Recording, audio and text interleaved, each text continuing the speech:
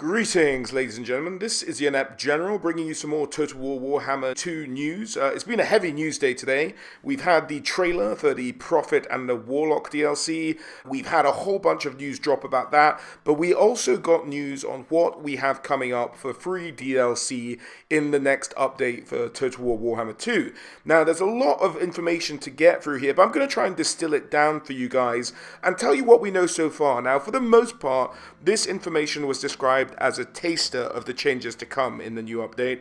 There will be other changes coming up that we don't know about, but this is a little taste of what we've got so far, and the main highlights are really three of them, as you can see in this title card. The Under-Empire for the Skaven, a Lord Kroak quest for the Lizardmen, and Bretonnia is getting a number of tweaks as well. So without further ado, let's kick straight into it and talk with probably the headliner of all this news, an Under-Empire mechanic for the Skaven. Now, for a couple of years now, it feels like I've kind of railed against the fact there isn't an Under-Empire. Now, for those of you who perhaps don't know, the Skaven in the Warhammer world have a huge, vast network of tunnels that go under most of the main cities within the Warhammer world, and there's a sub-city of rats living underneath each and every one of them. Now, this mechanic seems to be taking a bit of a cue from the Vampire Coast mechanic, where you could take over a coastal town and build some kind of pirate alcove there that would give your faction an overall bonus. Now, there are some key differences between how the Under-Empire will work and the Vampire Coast mechanic. And the first one being that it seems like the Under-Empire, you'll be able to build more than one building underneath each settlement. There'll be a selection. How many, we don't know yet. But also, the other difference is you can be discovered and the Under-Empire can be destroyed. The Vampire Coast pirate alcoves would stay there until the settlement itself was destroyed. Not in this case. With the Under-Empire, you can be found out, either by building too many buildings under one settlement, which has a seemingly semi-random chance of making you discovered, or there are heroes sent round looking for you, and heroes can discover under cities, under the civilizations that the cities belong to. So you have to keep a sharp eye out for that. This is a fun mechanic potentially. It's not quite the full underworld we can hope for maybe one day in this franchise. If you're curious what my initial thoughts were for an Under-Empire before the release of Total War Warhammer, do check your top right hand corner now, or I'll maybe put a link at the end of this video, just for you to check out, now that we're a few years away or a year or so away from where we were, just what my thinking was at the time. Moving on from the Under-Empire, I think that's a huge positive step. We have the announcement of Lord Kroak making an appearance in Total War Warhammer. Now, Lord Kroak was a legendary Slann, the first Slann mage priest created by the Old Ones to come forth from a birthing pool. The most powerful, did a huge amount of devastation during the war against Chaos, against the great enemy, but was lost in some of the final confrontations of that war.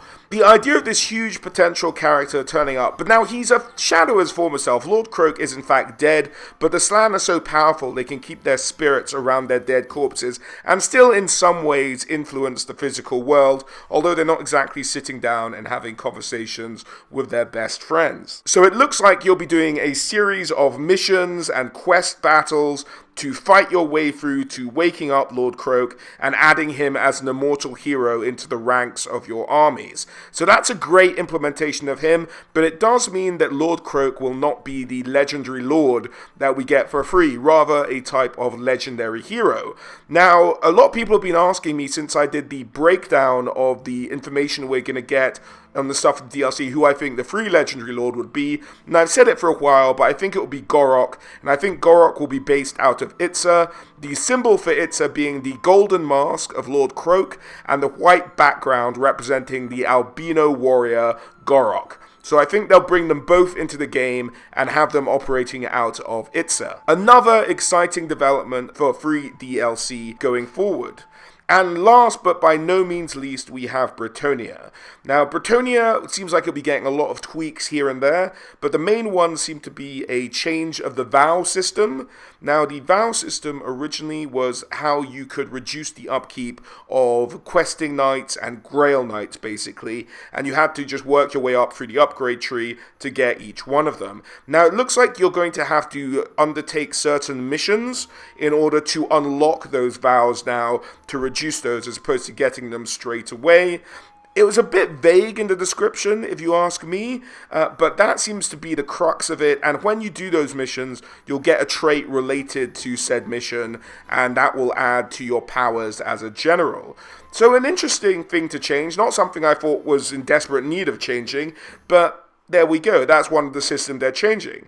Now, they've also released kind of a short list of other things they are looking at, and there are some vital things in there that I think do desperately need changing, so I'm glad to see them changed. Now, one of them that I think is fun, not vital, but good to actually do and to not have to use that mod that does it currently, is a new trident weapon of Manan for Ulbrich. Made sense, they gave him a weapon called a trident in his upgrade tree, but he was never holding a trident in his model. A little bit of an oversight being corrected there.